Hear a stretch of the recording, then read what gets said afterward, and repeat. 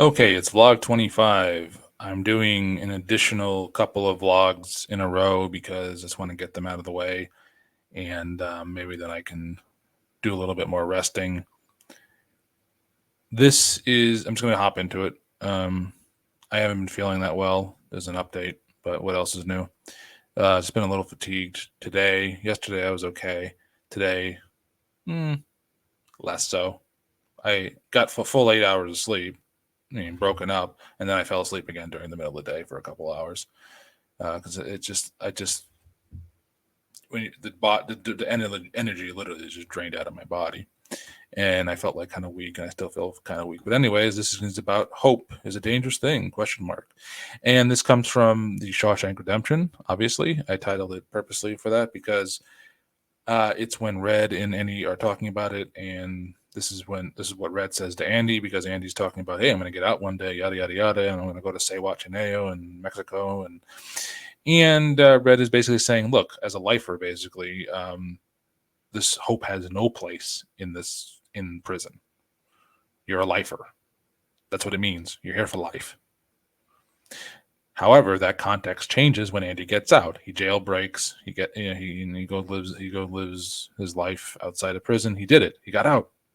There's reason for hope, and then it changed. In the context of it changes at the end. Andy says, hope is the best of things. Actually, now this is different than people with MECFS, and there's all different kinds of philosophies on hope, or lack thereof.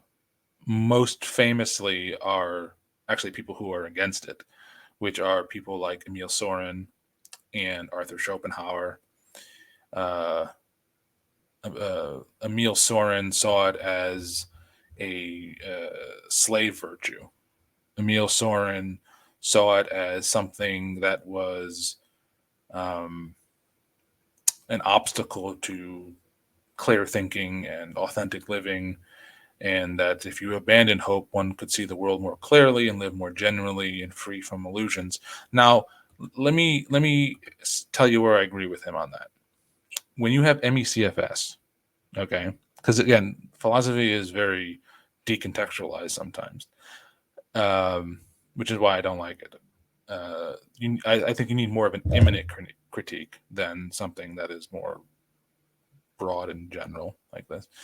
Um, in the context of MECFS, right? Emil Soren kind of does make sense. There is very little reason for hope, and I'll tell you why. Well, there's most people don't recover, meaning they don't get better, right? They fluctuate maybe, but they don't get like there's no like just gradually getting better, and there's a reason, and most people don't go into remission, and more to the point, people have no fucking clue why. There's no like one set of things that people do to achieve those things. And so if you're on the severe end of the scale and you're hearing all these stories, or you're hearing all this sort of preaching, let's say, which isn't really preaching, but I'm just, because I don't think anyone's wrong or right on this, by the way. I'm just telling you what the discourse is on in the MACFS community. And it's also maybe helpful for people who don't know outside of the community why hope is something that is not really useful to us at the degree that it's useful if you're able-bodied and you have a lot of support. And let's say if you're an alcoholic or something like that, and you're like, well, if I can do it, you can do it. It's like, right. But see, the thing about being an alcoholic is there's already an infrastructure set up for it. All right. There's already systems in place. It's not also alcoholism. While it could ruin your life, ultimately you can recover from it. We have millions of examples of it, right? We don't have millions of examples of people recovering from MECFS. Yeah, I understand that there's a recidivism rate within certain modalities like AA or something like that, but there is still at least a step-by-step approach, and there is at least a system where you can work through and come out on the other side. Okay, that's not the case for MECFS. There's nothing systemic. If anything, the system is working against us, like actively working against us. Okay. The research is all crap for the most part. They haven't trialed any new drugs in fucking forever. Um, there's no government or intergovernmental or um, global effort to try to solve either this or long COVID. So there's plenty of reasons for us to not have hope. Okay.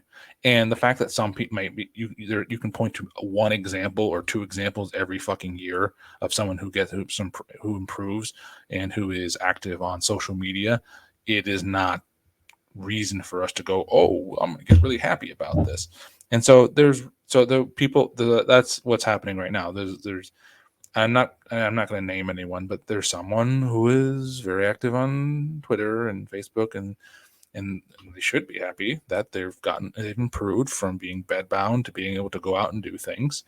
And there are other people on Twitter who are saying, like, look, I'm tired of hearing about fucking how we need to hang on and there's hope and we need to be hopeful. It's like I'm allowed to be miserable about my situation because it doesn't change anything. All right. Me being hopeful doesn't do anything. All it does is maybe prevent me from offing myself. Right. That's maybe it. Okay. And so I can see both sides of the argument. I can see, as someone who doesn't rely on hope, I've always, even before I was sick, I thought hope was not a dangerous thing. I thought it was a disillusionment because it has a predilection towards the future, and the future is so uncertain for the most part.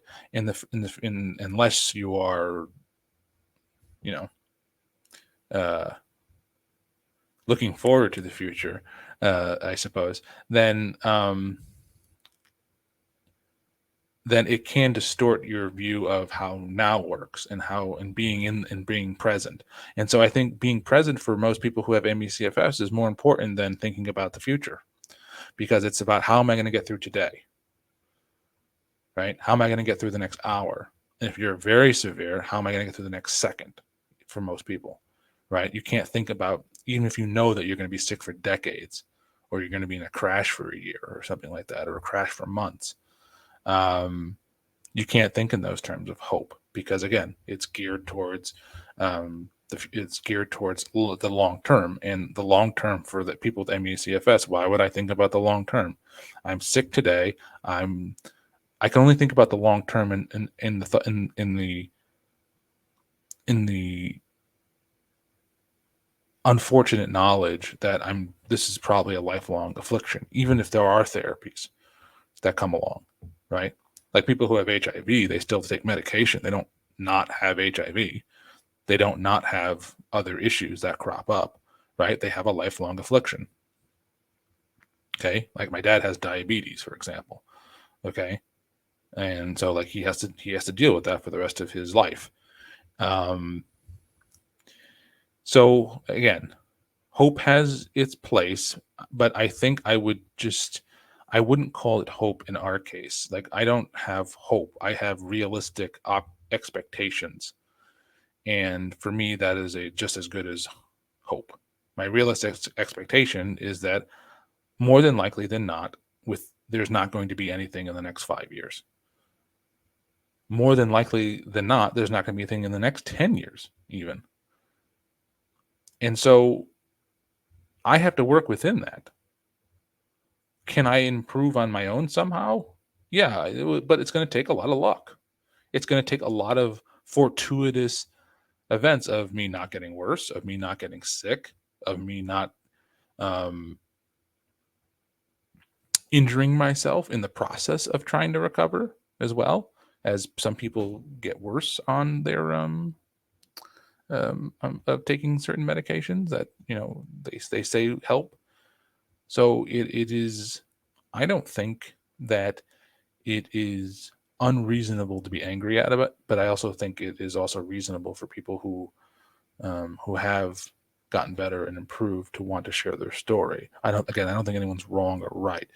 I could see both sides, but I'm only going to tell you what helps me, and what helps me is that I don't rely on hope. I rely on empirical reality and empirical research.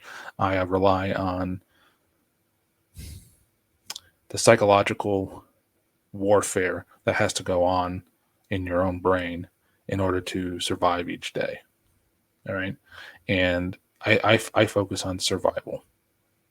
The long term for me is not, I mean, if you want to talk about long term, the long term for me is obviously not to get worse. Right. And so I can think about that, but that's not like anything, that's not like hopeful thinking. That's just surviving. It's not thriving. It's not anything that I even like desire doing.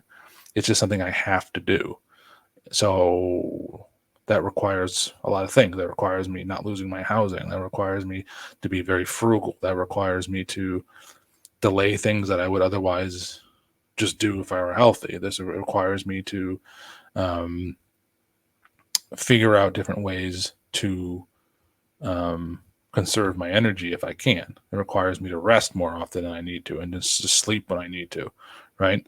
And so I have to sacrifice a lot of things. It requires sacrifice.